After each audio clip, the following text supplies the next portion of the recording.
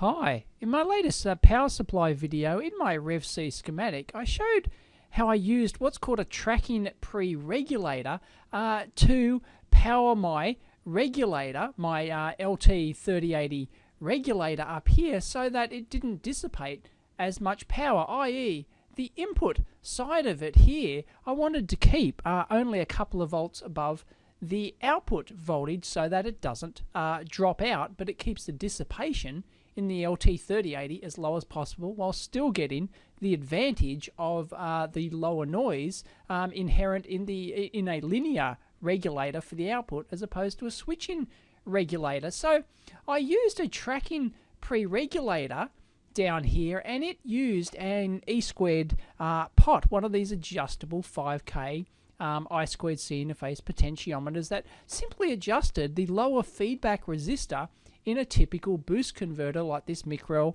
2253. And quite a few people asked maybe I should consider a tracking pre-regulator that doesn't require software, which is one of the disadvantages of this one.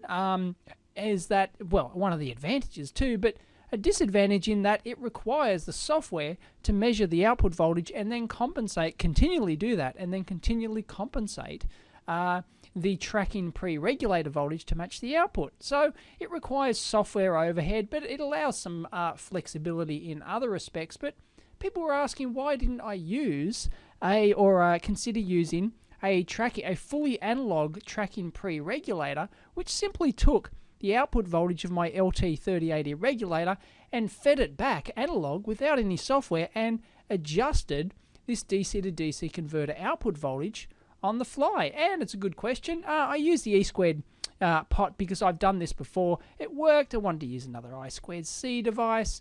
I didn't want to muck around with a analog solution for that. So, but I thought I'd consider it, and as it turns out, the LT3080 datasheet itself actually has, here it is, it's in an example circuit doing exactly that. It's got a step-down converter here on the input, and it's got this TP 0610L P-channel MOSFET here working as the pre-regulator element to set the input voltage, in this case, approximately 1.4 volts above the output voltage of the LT3080. So that's actually rather novel, that, because it uses the threshold voltage of the P-channel MOSFET to actually set the voltage above the LT3080 output voltage. It's very simple and elegant. I rather like it, so I thought I'd get the LTspice circuit simulator out and see how it worked with the generic step-up DC to DC converter. So let's give it a go. Alright, so here we are inside LTspice, which is a free circuit simulator. It's very good. I highly recommend you get it if you want to play around with a circuit simulator. And because it's from Linear Technology, it has all the linear technology parts, and pretty much only linear technology parts. But you can add other parts. But it has got the LT3080. Fantastic, which we use. That's great. So I've put the LT3080 over here, and I'm using an LT1935, which is a fairly generic step-up DC to DC converter. It works just like the Micrel ones. They all basically work pretty much identically, only very minor differences in there. They have the same reference voltage, and they work in exactly the same way. So I have no doubt that if it works for the LT1935, it'll work for my Micrel part as well. So I've just, for the MOSFET here, I've just chosen a generic one from the list. It's got a whole list of MOSFETs down here. I just chose the first Fairchild one. I don't really care. I've got a 1 meg upper feedback resistor and a 10K lower feedback resistor. So the upper resistor R2 here, that's just going to set the upper voltage upper limit that this DC to DC converter can actually go to. I've set it to, you know, very high, up to 1 meg, and then the MOSFET will actually control the output voltage of the DC to DC converter. But you can actually lower R2 to give you an absolute, like a safety feature so that your DC to DC converter doesn't go over a certain voltage. So let's give this a go, shall we? I've got R1 down here on the set pin of the LT3080. It sets the output voltage. As you know, there's a 10 microamp current from the set pin of the LT3080. So 10 microamps times 100k is 1 volt. So we should be aiming for a 1 volt output voltage on our voltage regulator. So we'll run this. I'm running a simulation command here, a transient response, stop time 1 second, time to start saving data a millisecond, that sort of stuff. So fairly generic. We'll give that a go. Let's run it and see what happens. Let's look at it, probe our output voltage here, and it's set to 3.52 volts, and our output voltage here is spot on 1 volt. So that's working a treat. And if you watch the values ramp up here, you'll notice that the voltage differential after it's settled down is higher here. This differential voltage here is higher than the differential voltage when it's ramping up, but it eventually settles down to a steady state, and then what you see in there is the ripple. And let's take a look at the differential voltage. We're got 10 volts output here, and it looks like we're about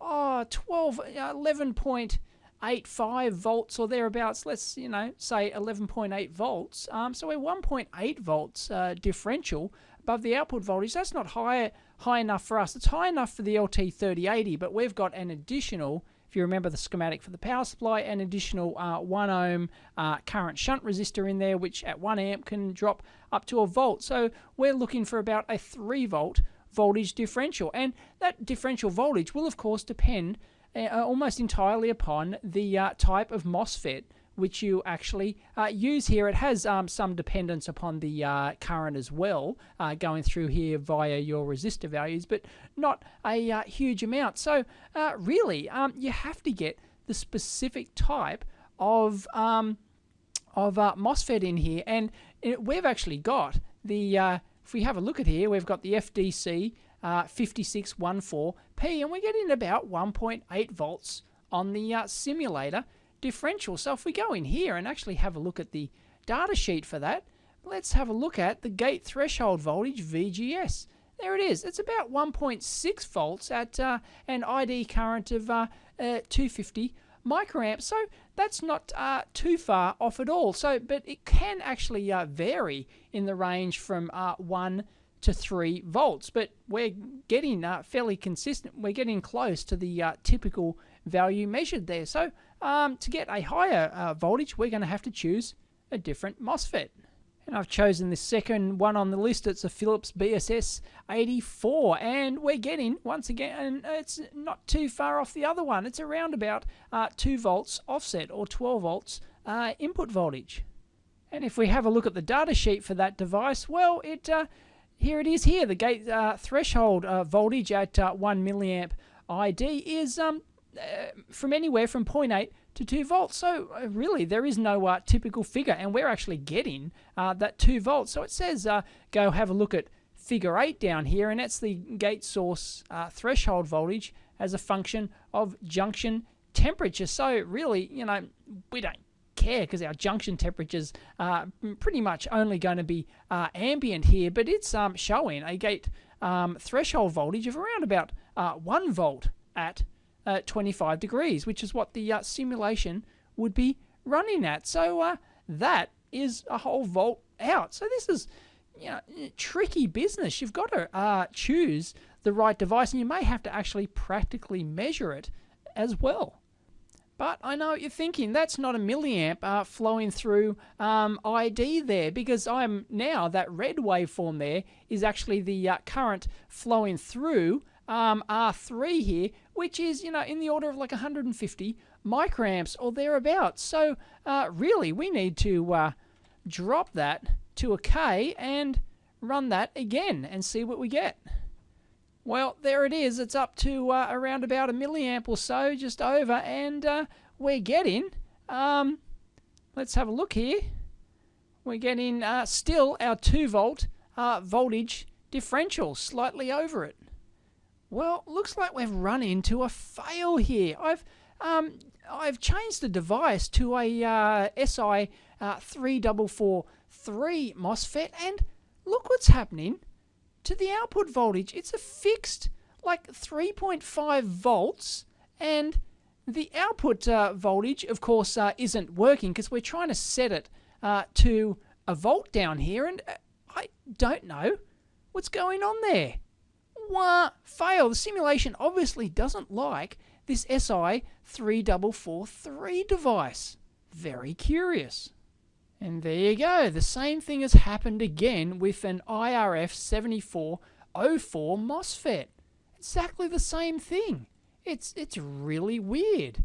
It's as if that model is not compatible with this circuit somehow. There's some little glitch in there, but this is not uncommon with simulators. You'll find that, there are various configurations of things that cause them to play up and, just not play ball generally with what you're trying to do. So it looks like the particular type of MOSFET which we're choosing there makes a difference. Let's go back to the BSS 84 here, and let's close that, and let's run that again, and bingo, now we're fine.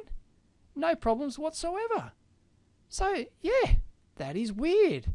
Now, the first thing I'm going to suspect here is the LT3080, because the gate here of the MOSFET is trying to read back from the output of the LT3080, and that output is dependent upon the input voltage, which is set by the MOSFET, which then generates the 10 microamps to generate the set current through here, which generates the output voltage. So that somehow, maybe I'm thinking that extra loop in there is confusing it somehow, to do with this particular MOSFET, of course. So really, there's only one way to prove that, and that, I think, is to take the gate voltage from the set pin down here and drive our set pin directly, like we're doing inside our the actual PSU circuit. Let's delete this here, and, well, we can actually delete the resistor. We're not going to need it. Now, what I'm going to do is I'm going to actually insert a voltage source here on our set pin, like this, and that's exactly what we're doing inside our power supply circuit. So we'll do that, and we'll set it to, say, 10 volts again, and I changed the MOSFET back to the one that was giving the trouble. I've got the IRF 7407 in there, and let's take that gate voltage directly from down here, and let's simulate this sucker again and see what happens. And bingo, we are getting, there you go. There you go. It's working. It's working a treat again. Not a problem. So there you go.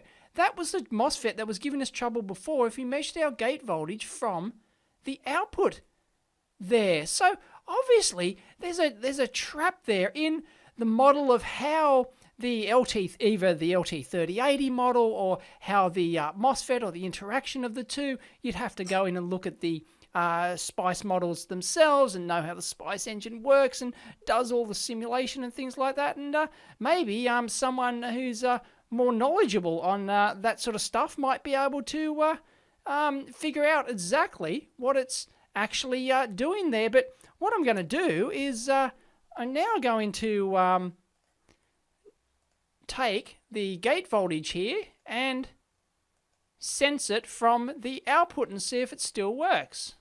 Let's give that one a go. And here we go.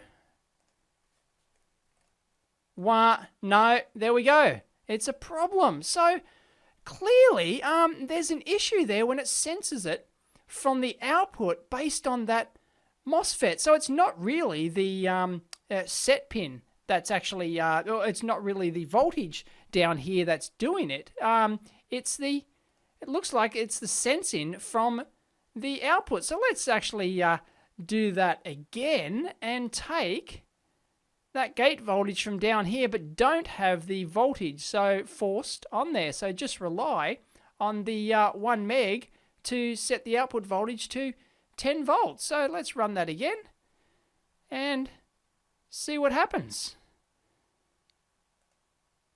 Bingo, there you go. So we don't need to force that voltage. So it's not the voltage being forced on there. It's actually the act of taking the output from there. So I think it's got something to do with that extra loop, a calculation, or something it's got to do in there to do that. So maybe there is some sort of a few knobs we can tweak in the simulator to actually get around that. I don't know. I'm not too fussy. I'm not going to look into it any further. If anyone knows exactly why, please let us all know. But there you go. That's not an uncommon trap in these circuit simulators, to actually find that there's some little oddball thing between the two components or with the simulator that doesn't work and gives you unexpected results. Now, if we actually oh, hang on, something's going on here. Look at this. Our blue voltage, our output voltage, is dipped back down. It's overshot. It's gone up to 12 volts. It's gone way above our, yeah, that doesn't work. Okay, that's not good. So we need to actually set that with the V set, with the voltage set there clearly. So that's not going to work. But anyway, these, it's a common thing. These circuit simulators, you can get little traps like this. And imagine if we got that flat line that we had before first up. When we first started running the simulator, if the first thing you see is a silly flat line coming from this thing, then you're going to sit there scratching your damn head going, what the hell's going on? Why isn't my thing working? I'm using the right models and it's following everything and everything's hunky-dory. And imagine if you got that straight off the bat, you'd be absolutely, racking your brain trying to figure out what was going on there. And that can be a real trap with circuit simulators. Sometimes you've got to play around with them to get them to play ball.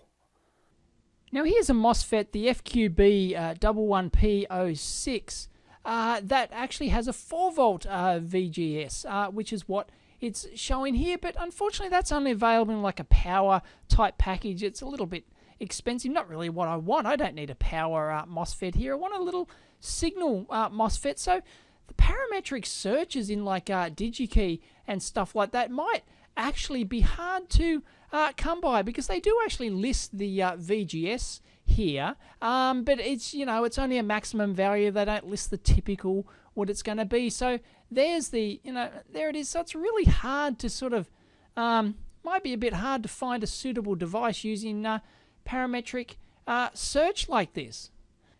Well, there's one way to actually deal with this. If you've got a particular low VGS device which you like, it's low cost, it's in the right package you want, and it's only got the 2-volt offset, but you need, say, 3 volts or something like that, well, you can just whack in a couple of diodes in here, and that's exactly what I've done here. I've put in a couple of 1N914s, which, depending on the current, are going to drop about 0.6 volts each. So you'd expect if this BSS84 was giving us a 2-volt offset before, you'd expect it now to be about 3.2, and bingo, that's exactly what we get here. I've run the simulation, and there it is, 10 volts output voltage, the blue line, and about 13.2 volts for the DC to DC converter voltage. So that's a little trick that allows you to boost the VGS of your chosen MOSFET just by adding a couple of diodes in there, because at gate and source you're just increasing the value by putting a couple of diodes in there. But that's not very good. If you use those diodes somewhere else in your design, that might be okay, but you've got 2 of them. What's a better way? Well, let's try something else. And one neat way to do it, of course, is to use an LED. So that's exactly what I've got here. I've got a QTLP 690C LED. It's a typical surface mount red LED, and basically you expect about a 1.8 volt drop at a very low current for this LED. So if we zoom in here and have a look, we're getting, bingo, if we're getting normally without the diode, without the LED there at all, we'd be getting about a 2-volt offset. We're getting, there it is, 13.8 or 3.8 volts, 2 plus 1.8 volt drop in our diode. And as a bonus, you might be able to use that diode as a power indicator or something like that as well. I mean, there's not much current flowing through this thing. If we take a look, there's only 1.2 milliamps flowing through this, which is set by the lower value of the resistor down here. But you know, you can change that value to actually give you a usable indication. But a good modern high efficiency LED will still allow you to get, you know, a bit of brightness out at 1.2 milliamps. But there you go. So really, that's a way that we can tweak this to choose a MOSFET of our choosing that has the right package and the right voltage, but just boost it up a bit more so that we do have just adequate margin on our LT3080 here, because we need, depends on the output current, I think it's 1.6 volt maximum is the absolute maximum dropout voltage. It can be lower because our V control doesn't have to be tied to our input pin. It can be tied to the other side of our offset, our current offset pin. If we take a look at the schematic back here, and we take a look at the LT3080 again, once again, the VC pin, which powers the internal circuitry, doesn't have to be powered from the input pin. We can actually take that. In fact, that's what I'm doing in this design. I'm taking it from the other side of the current shunt resistor, so the dropout voltage effectively is much smaller than if we just tied these two pins together. But depending on the package you get for the LT3080, some smaller pin count packages actually have those two pins tied internally, so you would have to take into account the voltage drop. But there you go. That's not a bad solution. I rather like that. I think I might probably implement this in my power supply design. So I hope you enjoyed that. I'll catch you next time.